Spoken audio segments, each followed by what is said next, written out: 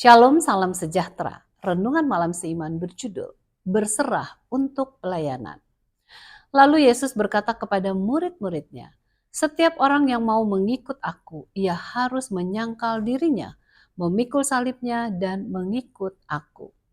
Karena barang siapa mau menyelamatkan nyawanya, ia akan kehilangan nyawanya.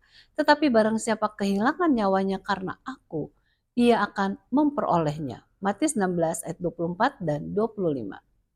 Sebelum ayat-ayat ini, Yesus telah mengajukan pertanyaan kepada murid-muridnya tentang siapakah dia. Dalam hal ini Petrus menjawab, "Engkau adalah Mesias, anak Allah yang hidup." Yesus menyambutkan secara positif kata-kata Petrus. Kemudian Yesus mulai membicarakan tentang keberangkatannya ke Yerusalem di mana ia akan diserahkan kepada kuasa orang jahat dan disalibkan dan dikuburkan dan kemudian akan bangkit pada hari ketiga. Petrus yang masih semangat dengan pencapaiannya yang telah dipuji Yesus, berpikir ia siap untuk memberikan jawaban yang tepat lagi, yang tertulis di Matius 16 ayat 22. Tuhan, kiranya Allah menjauhkan hal itu. Hal itu sekali-kali takkan menimpa engkau.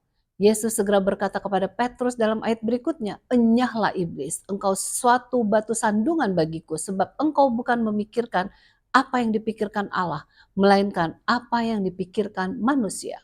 Kemudian Yesus meluruskan apa akan pemikiran mereka dengan memberikan ayat inti di atas. Setiap orang yang mau mengikut aku, ia harus menyangkal dirinya, memikul salibnya dan mengikut aku.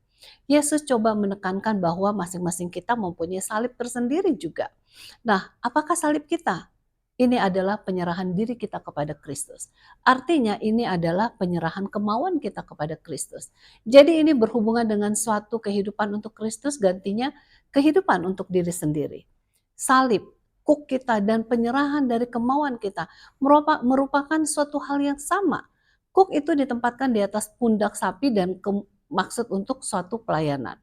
Bila Yesus mengatakan bahwa seorang yang mau mengikut Yesus hendaklah ia menyangkal dirinya dan memikul salibnya setiap hari dan mengikut dia.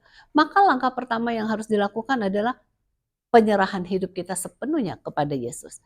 Langkah kedua adalah keterlibatan kita dalam pelayanan kepada Tuhan. Apakah maksud Yesus saat ia mengundang kita untuk ikut kepadanya? Ia mengundang kita untuk memiliki kehidupan yang menjangkau orang lain serta bersaksi. Ikutlah aku dan akan kujadikanmu sebagai penjala manusia. Matius 4 ayat 19 dan 20.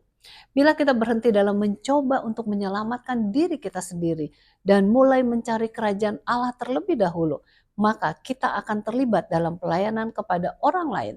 Sama seperti Yesus yang telah menghidupkan kehidupan sepenuhnya untuk menjadi berkat bagi manusia.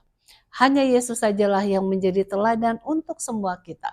Semoga kita mau memandang terus kepadanya sehingga kehidupan kita dapat diubahkan menjadi suatu kehidupan yang berserah dan senantiasa mau melayaninya. Tuhan Yesus memberkati.